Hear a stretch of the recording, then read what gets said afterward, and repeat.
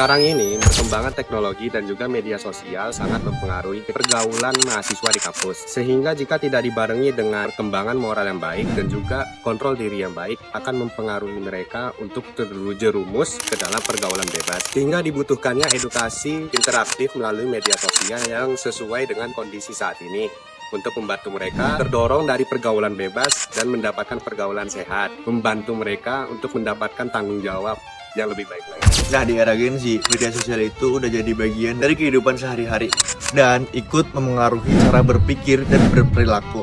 Lalu, apakah media sosial itu hanya sekedar hiburan atau justru menjadi sarana edukasi untuk menanamkan nilai-nilai Pancasila?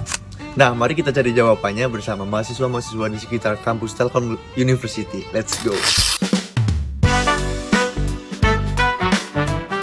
Hai semuanya, kenalin aku Laila dari Prodi Teknik Telekomunikasi. Perkenalkan, nama saya Aldi Saputra, aku sendiri dari Prodi Teknik Telekomunikasi 49 dan aku dari Fakultas Teknik Elektro.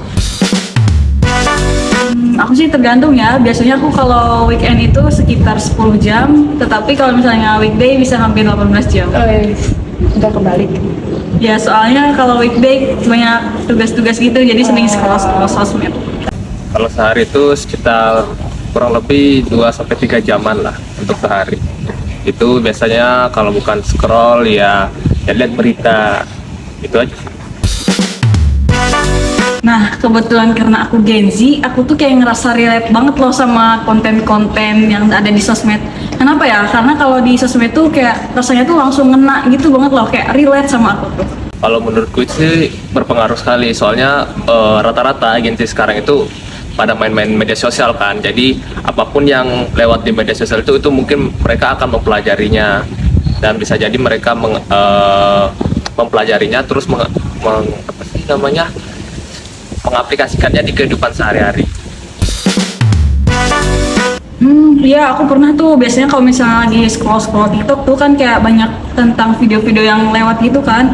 Nah, aku tuh kalau ngeliat video itu kayak suka mikir, ini tuh dampaknya pasti ke diri sendiri dan orang lain sih. Kalau aku sendiri sih pernah sih beberapa kali, cuman menurutku sih ini adalah salah satu langkah yang bagus untuk memperlihatkan edukasi tentang pergaulan bebas, mana yang boleh dilakukan, mana yang nggak boleh dilakukan. Tapi ada di beberapa komentar ya, ada yang menganggap ini tuh hal yang terlalu tabu gitu, padahal ini memang harus dipelajari sejak dini agar kita nanti kedepannya bisa mengerti batasan-batasan di dalam pergaulan tersebut. Itu sih dari saya. Oke. Kalau menurut aku sendiri ya, aku orangnya gampang bosen, jadi videonya itu harus kayak dikemas dengan sesingkat-singkatnya, terus kayak menarik.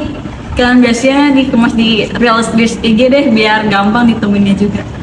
Kalau dari aku sih itu dikemasnya dalam bentuk short video ya, kayak ya 30 detik kan udah paling panjang lah untuk kita Gen Z ini.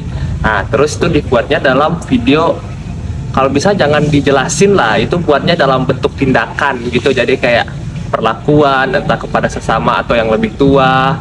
Jadi buat kayak ala-ala video TikTok lah tuh, yang pendek-pendek tapi padat gitu, kalau kata gue segitu ya. Berarti kan nggak terlalu bosan gitu ya? Iya, Menarik gitu. terus ada editan-editannya tipis-tipis gitu biar menarik.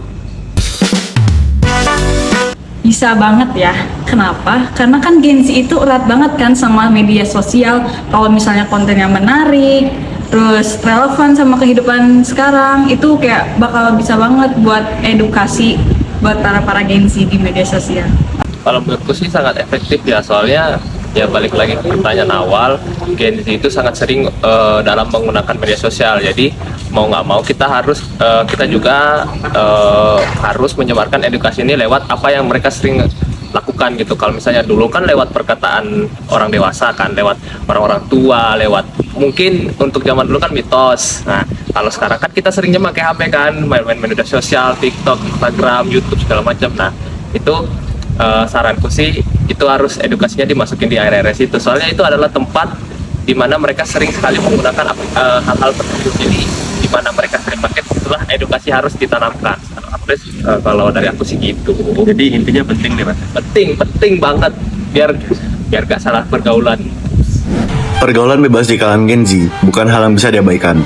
Namun, nilai Pancasila tetap relevan sebagai pegangan dalam membangun pergaulan yang sehat dan bertanggung jawab. Melalui media sosial yang setiap hari kita gunakan, edukasi nilai Pancasila dapat disampaikan secara kreatif dan mengikuti tren.